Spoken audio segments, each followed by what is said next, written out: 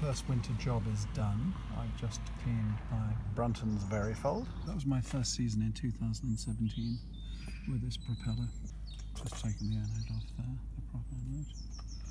And the sharp anodes I've just removed as well. Made quite a difference when motoring to have a decent prop on this boat. And very important to me that it folded as well, because this is a good sailing boat and beautifully installed by David Shepherd from Brunton's last year, in May last year, and we went to Norway, Scotland, Norway, and returned. Had quite a long trip last year in this boat. Couldn't have been more impressed, really.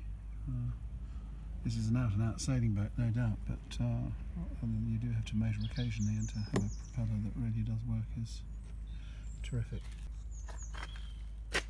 Anyway, can't recommend it more highly.